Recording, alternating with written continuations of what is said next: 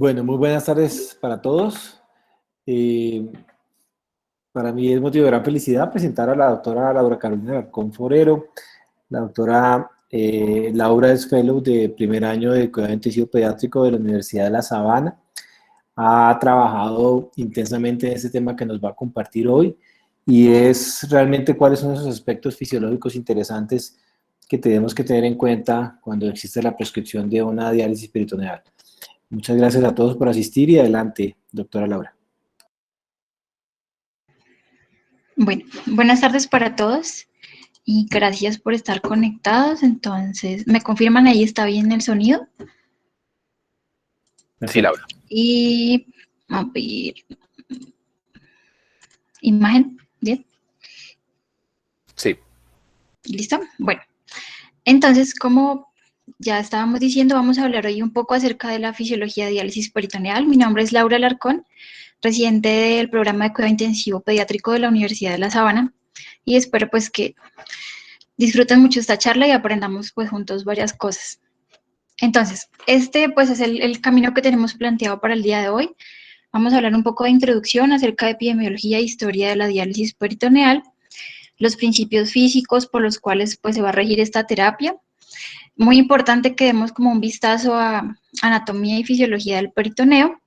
Luego pues ya como centrarnos un poco más a qué aspectos fisiológicos intervienen pues como tal en la terapia. Algo muy corto acerca de tipos de terapia, ventajas y desventajas y cómo sería pues la prescripción de la misma cuando nos enfrentemos a un caso de estos y pues por último los puntos clave para que tengamos todos muy claros y nos llevemos de esta charla algunos conceptos bien importantes. Listo, entonces como les decía vamos a ver un pequeño vistazo a historia. Vamos a poner un momentico acá el puntero. El primer intento pues que se realizó para empezar a usar el peritoneo como esa membrana dializante, como vamos a ver más adelante, en un caso de uremia ya realmente data de muchos años, más de 100 años, eso fue en 1923 cuando se planteó como la primera diálisis peritoneal humana. Y pues de ahí en adelante, en las siguientes 5 décadas, esta terapia comenzó a evolucionar gradualmente, uno pues con el entendimiento de cómo el agua y los solutos intervenían en esa membrana peritoneal y poco a poco pues se fue entendiendo cómo se podía aplicar tanto a casos de enfermedad renal aguda como enfermedad renal crónica. Entonces, como vemos, ya para más o menos 1938 se planteó como la primera terapia para un caso de un paciente pues adulto con lesión renal aguda. Adicional a esto, pues entonces vino pues el desarrollo de los catéteres que nos permitieron pues tener un mejor acceso a la cavidad y también pues el advenimiento de lo que eran las soluciones destrozadas, pues ya terminó como de configurar toda la terapia y que se pudiera pues usar de la forma en la que la conocemos ahora. Entonces, seguido de esto, pues empezó también la evolución de lo que eran las máquinas de diálisis. Y pues poco a poco se fueron también, uno, pues disminuyendo como los primeros problemas que hubo con respecto a los catéteres que se usaron. Como vemos por acá, pues digamos para el 68 ya teníamos como bien claro cómo usar el catéter de Tenkov y se habían mejorado muchos eventos adversos que se habían presentado con catéteres anteriores. Y pues ya para 1978 se empieza a plantear lo que es la diálisis peritoneal continua en pacientes ambulatorios con enfermedad renal crónica. Entonces, pues a manera de introducción, sabemos que la prevalencia de la enfermedad renal aguda, tanto en población adulta como pediátrica, pues tiene como un rango muy amplio que varía, pues depende de la serie de caso y la definición de caso que se esté usando, desde el 5 hasta el 80%, pero pues es muy importante que la tengamos en cuenta porque va a ser una causa muy importante de ingreso a la unidad de cuidado intensivo o una complicación que se presente en los pacientes durante su estancia en la misma, de la mano pues como lo veíamos en la charla anterior con riñón y sepsis. Entonces, en Estados Unidos pues se ha estimado que la población desde 0 a 4 años de edad aproximadamente como contribuye a 10 casos por millón de habitantes y estos pues son los que van a evolucionar a enfermedad renal crónica. Y en los menores de 3 años, el 15% pues va a necesitar tratamiento para esa diálisis de forma crónica, que es pues un campo muy importante de la diálisis peritoneal. Aquí pues a la derecha de la pantalla vemos abstraído pues de este artículo los principales diagnósticos que nos van a llevar a que los pacientes pues, presenten una enfermedad renal. Entonces, digamos, en primera instancia está la hipoplasia o displasia renal, seguido de la uropatía obstructiva, luego el síndrome nefrótico congénito, la enfermedad poliquística, y pues ya en menor medida tendremos el síndrome hemolítico urémico, casos pues ya un poco más aislados de infarto renal y otras causas que corresponden al 25.8%. Esta gráfica que está derivada de un artículo que se publicó en el 2017 en el New England Journal, nos muestra el estudio AWARE, en el cual pues se definió y se caracterizaron los factores de riesgo de la lesión renal aguda en una cohorte en la cual participaron varios países en niños y adultos jóvenes que tuvieran una enfermedad pues crítica. Entonces, de esta gráfica es importante que miremos cómo a medida que pasaban los días de estancia en la unidad, pues también aumentaba ese porcentaje de pacientes que presentaban lesión renal en menor o en mayor medida. Entonces, miremos, por ejemplo, que para el día 10 de estancia, miremos que para el día, digamos en el estadio 1, ya para el 7º día de estancia en la unidad, pues hasta el 10% de los pacientes iban a presentar enfermedad renal. Y, por ejemplo, para el estadio 3, comenzando con un 3%, ya una vez pasada una semana en la unidad, pues tendríamos hasta el 5% de los pacientes con pues una lesión renal importante que pues ya iba a meritar intervenciones mayores. Listo. Esto, sigamos entonces un poco con los principios físicos que nos van a regir la terapia. Entonces, esto ya lo hemos venido hablando un poco, vamos a pasar muy rápidamente con esto. Primero, recordemos pues qué es la difusión. Este pues va a ser el principal mecanismo por el cual va a haber un transporte de solutos. Entonces, recordemos que va a haber paso de un lado a otro a partir pues de esa membrana, que en este caso sería el peritoneo, y por un gradiente de concentración entre ambos compartimentos, pues vamos a tener ese movimiento de solutos. Con respecto a convección, pues va a ser el principal mecanismo por el cual vamos a tener el transporte de agua, y esta va a estar medida porque se genere un gradiente de presión entre los dos compartimentos, y eso es lo que me va a permitir que haya pues ese movimiento activo de agua. Tercero, recordemos pues ósmosis, que va a ser pues el movimiento de agua de un área de mayor concentración a un área de menor concentración, pero pues un área de mayor concentración de solutos, a través pues lo mismo de una membrana semipermeable que me va a permitir este movimiento. Entonces van a ser, digamos, como esos 3 conceptos los que vamos a tener bien claros para el desarrollo del resto de la charla.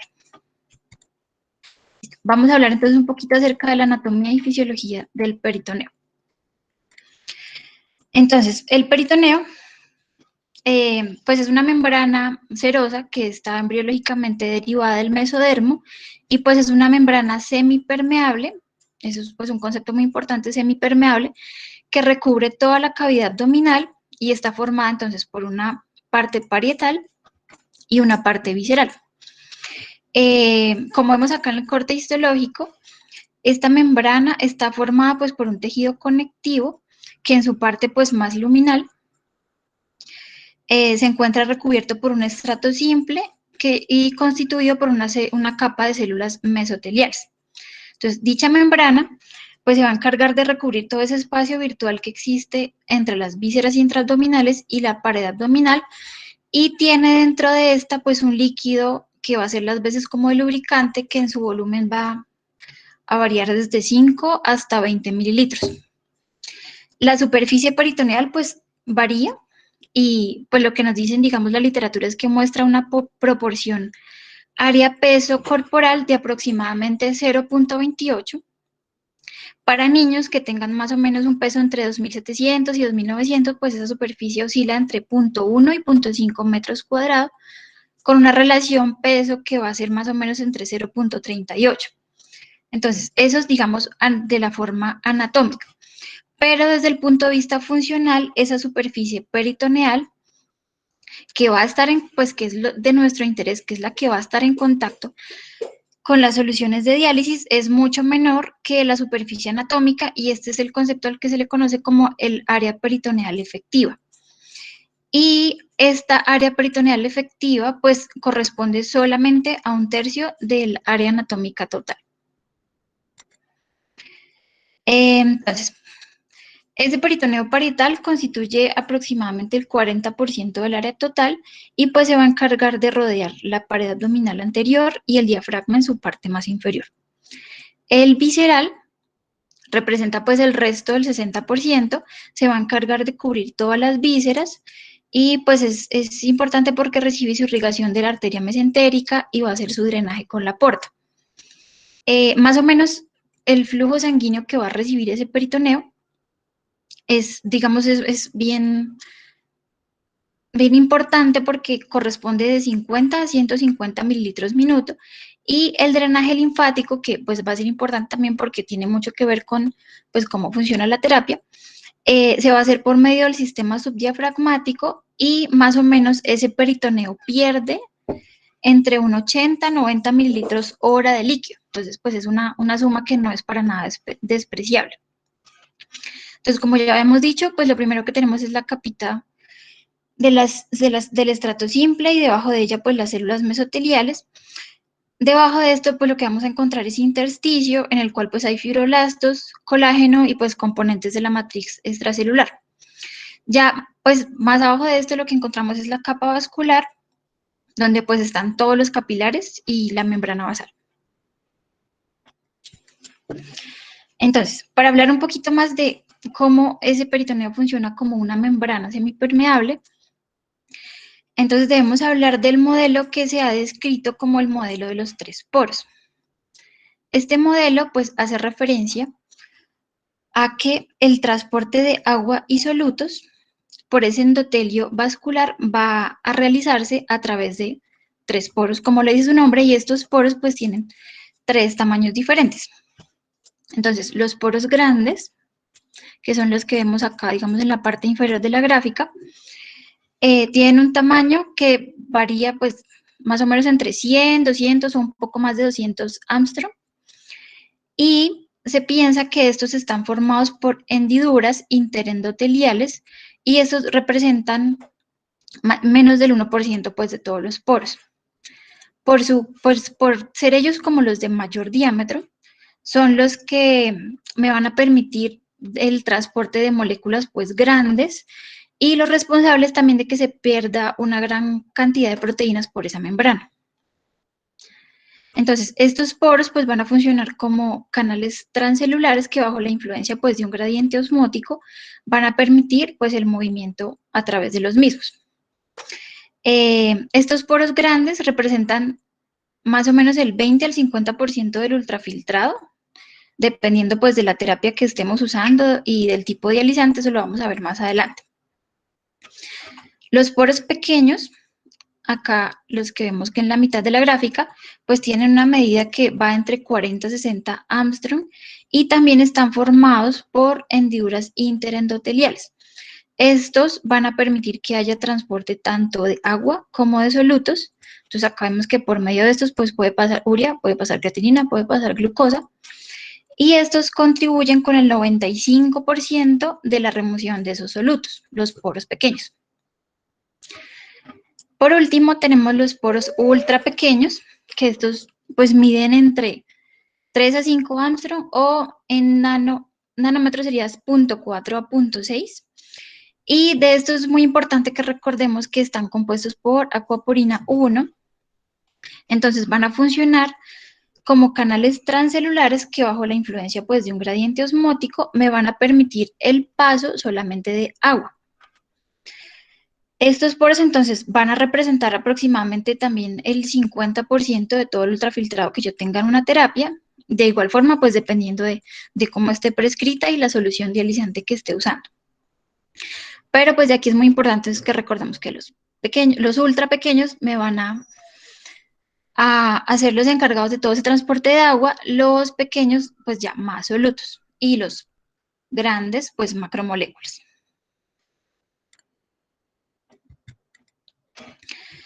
Entonces, es importante que le demos un vistazo a esto y es que pues una vez hemos usado el peritoneo en repetidas ocasiones pues se van a presentar ciertos cambios con el tiempo. Entonces, ¿qué es importante resaltar acá? Que va a haber una pérdida de esas células mesoteliales, acompañado también de un engrosamiento de las zonas subendoteliales, y como lo vemos acá, pues está un poco más arriba que en la gráfica A. Esto influenciado por algunos estímulos que veremos en una gráfica más adelante, pero interviene el sistema renina-angiotensina-aldosterona y pues diferentes factores de crecimiento. Entonces, hay algunos estudios que nos refieren que ese engrosamiento puede llegar incluso a los 700 micrómetros, cuando pues digamos en un estadio normal sería tan solo de 50. Adicional a esto, pues digamos como esta destrucción de la configuración normal, pues va a haber también neoangiogénesis, acá lo hemos representado al final del dibujito.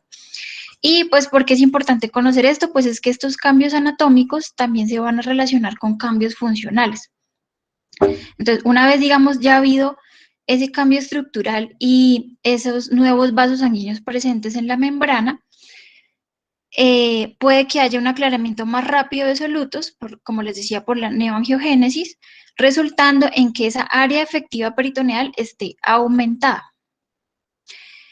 Asimismo, pues también puede haber una disminución del ultrafiltrado en relación a que pues esas áreas de fibrosis van a disminuirlo. Entonces hay como una alteración de la conductancia de esa membrana y pues el ultrafiltrado se va a ver como disminuido pues con el paso del tiempo. Entonces, en esta gráfica pues lo que vemos es que diferentes estímulos pues van a ser como blanco de ese peritoneo para que se produzca pues esos cambios a largo plazo. Estos estímulos pues son tanto locales como sistémicos y como les decía ahorita, tiene mucho que ver pues el sistema renina-angiotensina-aldosterona, diferentes factores de crecimiento que son los que me van a llevar a fibrosis y angiogénesis y pues lo que configura digamos toda esa destrucción de la anatomía inicial.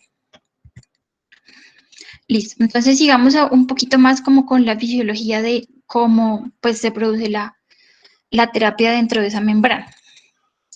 Entonces, digamos, lo principal es que tengamos claro que entonces el peritoneo va a funcionar como esa membrana semipermeable y pues me va a permitir a que haya ese intercambio de líquidos, pues de agua y de solutos entre la sangre y el dializante.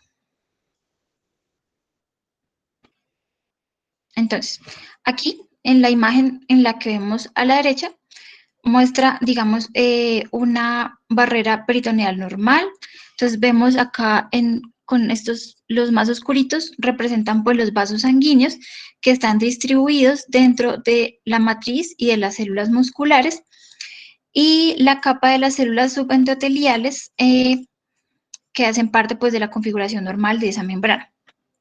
Entonces, de este lado de la derecha, pues vemos cómo esas soluciones pues hipertónicas me van a permitir ese movimiento tanto de agua de solutos en lo que ya hemos visto que es pues el modelo de los 3 poros. Entonces pues vamos a desarrollar un poquito esto en la siguiente diapositiva. Entonces, aquí con esto recordemos que las acuaporinas van a ser van a tener un papel muy importante en el modelo de los 3 poros, principalmente en los poros ultra pequeños. Entonces, más o menos, esto se describió ya pues hace como 15 años, dato ya de hace algún tiempo, y es que la acuaporina 1, acá hubo algo mal en la transcripción de la imagen, pero es la acuaporina 1, la responsable de esa ultrafiltración del plasma a la cavidad. Entonces, lo que vemos en esta imagen es como de un lado, pues vamos a tener una mayor concentración que va a ser pues del dializante, al otro lado la menor concentración de esta, y pues esto como me va a producir ese gradiente osmótico de forma tal que pues haya la transferencia tanto de agua como de solutos.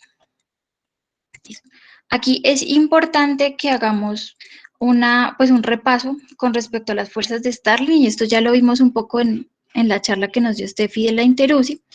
Entonces recordemos acá rápidamente que pues esas fuerzas de Starling nos hablan de las 4 fuerzas que van a actuar a cada lado del capilar, las fuerzas coloidales y las fuerzas hidrostáticas, y pues son estas las que me van a regir, como veíamos, pues ese movimiento que haya de un lado al otro de la membrana. Entonces, digamos, aplicado ahorita al tema al cual nos estamos refiriendo, entonces en este diagrama lo que vemos es como en el peritoneo como resultado de ese pues, balance de presiones hidrostáticas y coloidosmóticas entre el capilar y la cavidad peritoneal, pues va a permitir ese movimiento de líquidos y de solutos, pues creando el ultrafiltrado. Entonces, aquí es importante que recordemos que ese líquido intersticial es reabsorbido en su mayor parte por la parte pues, venosa de los capilares y también por los linfáticos sistémicos. Entonces, desde la cavidad peritoneal, ese líquido va a ser drenado a los linfáticos subdiafragmáticos. Entonces, la primera parte de ese recambio peritoneal va a predominar la fuerte presión oncótica del dializado, arrastrando ese líquido intersticial, que es lo que ellos nos quisieron acá representar como con esta flecha muy grande, la parte intersticial. Luego, pues el aumento de la presión hidrostática peritoneal va a favorecer ese drenaje linfático,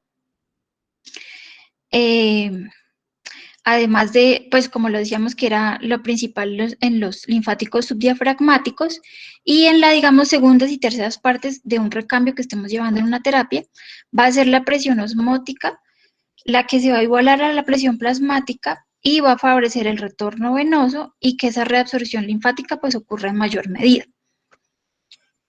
Entonces, esto era pues lo que, digamos, nos quería representar esa gráfica. Ahora, es importante que tengamos en cuenta un poco, como ya lo hemos revisado en la charla anterior, pues que ha habido unas observaciones posteriores a lo que era, pues, digamos, esa ley de Starling tradicional con respecto al movimiento de agua y de solutos a través del capilar. Entonces, pues esas observaciones que se hicieron posteriormente llevaron a las modificaciones que conocemos ahora como la ley de Starling revisada o modificada, teniendo en cuenta, pues digamos que lo más importante fue la observación que hicieron del glicocálix hacia 1966. Entonces, ¿de qué nos habla ese principio de Starling modificado?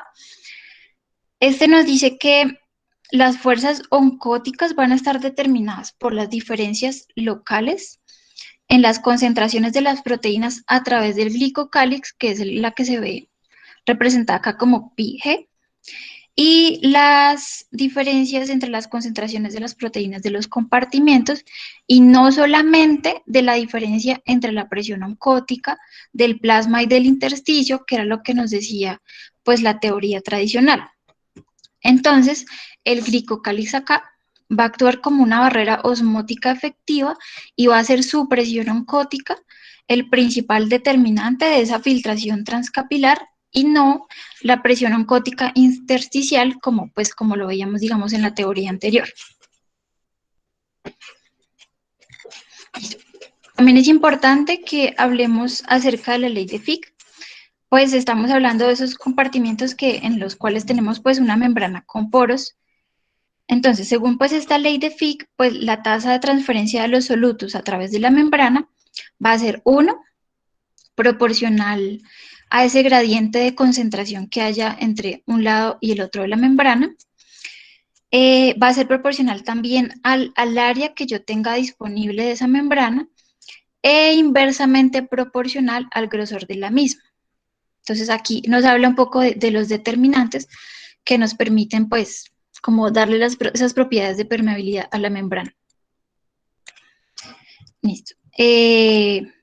Bueno, y pues con esta imagen lo que les quería recordar, entonces, era que ese movimiento de solutos y de agua pues va a ocurrir tanto, como veíamos al principio de la charla, tanto por difusión como por convección. Entonces, esa difusión va a ser proporcional, entonces, a la diferencia de solutos que yo tenga a un lado o al otro de la membrana, entonces, es decir, a qué, pues, dializante esté usando en ese momento. Y va a estar también determinada por la permeabilidad de esa membrana, entonces, también por el área efectiva que tenga del peritoneo. Y por también pues es proporcional a la concentración de solutos que tenga entonces en la solución dializante. Con esto digamos que ya abarcamos un poco lo que era fisiología de la terapia de la diálisis peritoneal. Acá vamos a hablar un poquito acerca de tipos de terapia que se han desarrollado. Entonces, digamos, esto es, digamos, a lo que nos vamos a ver enfrentados en la unidad y qué tipos de terapia se han descrito. Entonces, Ya con como les decía, con el advenimiento de lo que fueron pues las máquinas y los catéteres y conocer un poquito más la fisiología de la misma, pues se desarrollaron varios tipos de terapia. Uno, la que tenemos de flujos intermitentes, digamos, durante el día, con periodos de reposo. Y esta que es la que más pues aplica como para periodos, digamos, de pacientes ambulatorios, en el cual tenemos terapias que se desarrollan durante el día con descansos en la noche. Entonces, en esta gráfica de la derecha, pues lo que les quería mostrar es, digamos, cómo hay una variación con respecto a qué tanta parte de ese peritoneo pues va a estar en contacto con la solución dializante a medida que pasa el tiempo. Acá lo que vemos es que en esta imagen superior tenemos una hora de la solución dializante en la cavidad y vemos, digamos, como qué parte del peritoneo se vio expuesta a esta. Y de esta imagen, en la parte inferior, lo que vemos es que ya lleva en contacto más de 12 horas en cavidad y vemos como, pues, digamos, la parte efectiva del peritoneo a la que se ve expuesta, pues es muchísimo mayor. Listo. Como les decía también, uno, digamos, de los factores importantes para que la terapia se pueda llevar a cabo de forma exitosa, pues es la seguridad y la eficiencia con la cual pues podamos entrar a esa cavidad. Entonces, tener un buen catéter que nos provea un flujo adecuado y que tenga como los mínimos problemas mecánicos, pues es lo ideal. Entonces, se han descrito como varios tipos de catéter. Tenemos algunos rígidos y pues digamos dentro de los más conocidos, que es el catéter de Tenkov, que son los que vemos acá en la imagen de la izquierda. El tipo de catéter que se use pues varía, pues uno, con la experiencia pues del lugar donde se encuentra el paciente, la disponibilidad que tengamos del catéter y pues la experiencia que tenga el equipo en su inserción. El catéter de Tenkov, que es pues el que más conocemos, es usualmente el de elección para una terapia aguda y una terapia que se haga de manera continua, ya que nos da la facilidad de que se puedan usar flujos altos y tiene menor riesgo de las complicaciones que yo quiero evitar y que es, por ejemplo, uno, que se desplace o que haya fugas o que haya lesión pues en los órganos intraabdominales. De lo que encontré pues en la revisión, realmente ellos solo recomiendan catéteres rígidos en caso pues que no haya disponibilidad, claro, o que digamos el equipo pues no tenga experiencia con inserción con otros. Entonces, en la figura que tenemos acá en el medio, lo que nos muestra es cómo sería pues idealmente la fijación pues de ese catéter. Acá lo que nos muestra es algunos que llevan como digamos 2 sellos de forma tal que el riesgo de desplazamiento sea menor. Entonces tenemos como un sellito a nivel superficial que va a quedar ubicado en el tejido celular subcutáneo y un sello a nivel ya muscular de forma tal que, como les digo, pues el riesgo de desplazamiento sea mínimo de ese catéter. Y acá en la imagen que tenemos pues a la derecha de la diapositiva vemos cómo pues a medida que ha pasado digamos el tiempo de uso de esos catéteres, qué complicaciones pues se presentan de forma más frecuente. Entonces digamos, o sea, lo principal, digamos, una vez sea como un catéter de inserción pues muy temprana, es la disfunción del mismo, que esta pues ya va disminuyendo con el tiempo, pero en esos catéteres que ya tenemos pues de más de un año de inserción, lo que vemos es que ha aumentado pues en gran medida la posibilidad de que haya peritonitis asociada o pues alteraciones ya de la tunelización. Entonces, ¿cuáles son las ventajas de usar esta terapia? Pues de lo que nos dicen en la literatura, pues es una terapia que se puede usar muy fácilmente y es de elección pues en recién nacido, incluso en aquellos muy pequeños que tengan menos de 1000 gramos de peso. Está también recomendada en los pacientes en que se lleve a cabo bypass cardiopulmonar. Es, digamos, fácil porque no vamos a tener que complicarnos con respecto a anticoagulación. Y pues esto es muy importante y es que la llaman que es un poco más fisiológica porque hay como una menor respuesta inflamatoria del cuerpo pues al usar el peritoneo como membrana. Pues es costo efectivo. Usualmente pues no es muy difícil de llevar a cabo, entonces no vamos a necesitar pues como personal que tenga digamos tanto entrenamiento en el mismo y pues se puede llevar a cabo en lugares que no sea una unidad de cuidado intensivo. Y bueno, como pues veníamos diciendo, pues a mayor área de superficie de ese peritoneo, pues nos va a ser pues más fácil que tengamos mejores resultados. Entonces, digamos, niños que no tengan ninguna intervención pues a nivel abdominal, pues van a ser como muy buenos pacientes para esta. Y pues vamos a tener un muy buen aclaramiento de moléculas de alto peso molecular. Desventajas, pues el aclaramiento de solutos a veces es un poco más lento si lo comparamos pues con una hemodiálisis.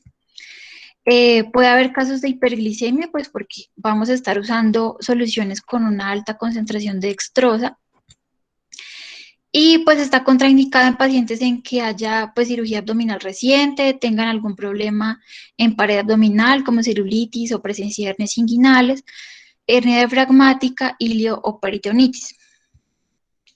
Entonces, en esta tablita que me pareció muy interesante, que es de un artículo reciente del 2020, que nos hace toda pues una revisión, una comparación de estos tres tipos de terapia.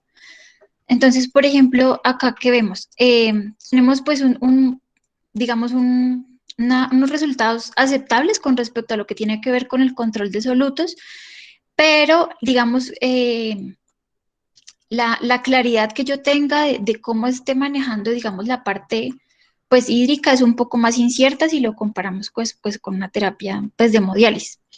Riesgo de hiperglicemia, como lo hemos visto en la diapositiva anterior, pero pues sí vamos a tener un adecuado control electrolítico.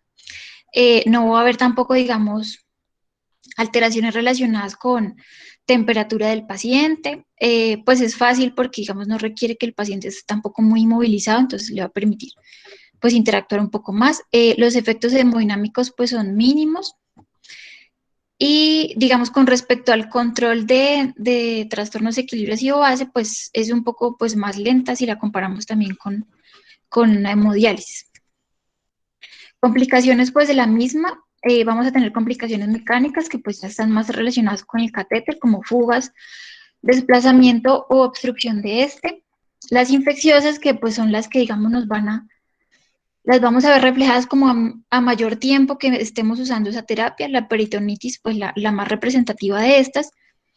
Y otros se pueden presentar trastornos electrolíticos como hipernatremia e hipocalemia en los pacientes en los que se esté usando la terapia de forma aguda. Y pues hay casos también que han descrito que haya efusión pleural al usar esta terapia. Entonces, con respecto a la mortalidad, pues la verdad es que no encontré muchos estudios al respecto. De hecho, en esta tablita lo que vemos es como una revisión que se hicieron de varios estudios, pero todos pues son prospectivos y realmente pues si vemos, digamos acá comparado con una hemodiálisis y la diálisis peritoneal, pues la sobrevida era muy parecida, en este caso igual, y en este caso también. Entonces, realmente no tenemos como muchos estudios prospectivos que comparen pues la mortalidad o la sobrevida de estos pacientes comparándolo pues con una terapia de hemodiálisis. Entonces, digamos, algunos aspectos aquí para tener en cuenta cuando se esté prescribiendo la terapia. Pues uno, la duración de la terapia, pues esta va a estar supeditada a uno, que pues balance hídrico tengo del paciente, qué anormalidades bioquímicas son las que yo quiero corregir y cómo está su gasto urinario. Con respecto pues a la composición del dializante, pues vamos a tener diferentes concentraciones que varían pues desde 1.5 hasta 2.5 dextrosa y pues también se pueden usar concentraciones mayores para los ciclos iniciales, es decir, pues la de 4.25, si tenemos casos en los que la sobrecarga hídrica sea importante. Entonces, con respecto al volumen de intercambio, pues lo que nos comentaba esta revisión es que usualmente se usan volúmenes de 10 a 20 mililitros por kilo, con un máximo de 30 mililitros kilo o 1.100 mililitros por metro cuadrado. Entonces, cuanto mayor pues volumen usemos, pues va a ser mayor el volumen que obtengamos del ultrafiltrado. Con respecto al tiempo de intercambio, digamos, en ese artículo, pues la recomendación que nos hacía era que iniciáramos con intercambios de 1 hora, y ellos ahí, ¿no? Pues los autores de ese artículo hacían la referencia que, digamos, para terapia inicial, iniciar unos 10 minutos entrando, unos 20 a 40 minutos en cavidad y saliendo unos 20 minutos. Que si había, por ejemplo, un caso de hipernatremia social, lo que podíamos hacer era disminuir ese tiempo en cavidad o aumentar la concentración del dializante que estuviéramos usando. También hay algunos aditivos que se pueden pues, tener en el dializante dependiendo de las necesidades específicas que tengamos del paciente. Pues puede usarse potasio en casos en los que sea necesario, o también heparina, pero pues no es usual que se necesite anticoagulación. Y con respecto a la monitorización de la terapia, pues hay que estar muy pendientes de igual forma del balance hídrico, tomarlo pues lo más frecuente que podamos, tener en cuenta la glucemia, claro, por lo que veníamos diciendo que podíamos tener casos de hiperglucemia, especialmente si usamos dianeales con mayores concentraciones, y pues llevar pues una monitorización de esa función renal al menos cada 24 horas. Entonces, de este artículo que hemos referenciado abajo, ellos nos planteaban como este flujograma. Entonces, si teníamos un paciente menor de 2 años, que era pues un muy buen candidato, con una lesión renal aguda, que estuviera hemodinámicamente inestable y no tuviéramos, digamos, una urgencia muy rápida de hacer una corrección de electrolitos o de estado ácido base, y tuviera pues una cavidad peritoneal intacta, pues podríamos tenerlo en cuenta para llevarlo a una terapia con diálisis peritoneal. Entonces, luego pues hacer como la elección de ese catéter, que ya lo vimos que dejar los catéteres rígidos pues como segunda opción, si digamos el lugar donde lo estamos lo permite, si no pues se puede usar. Y una vez pues ya teniendo digamos esa forma de llegar pues al peritoneo, podríamos entonces ya instaurar o una diálisis manual o una diálisis peritoneal, o una diálisis automatizada.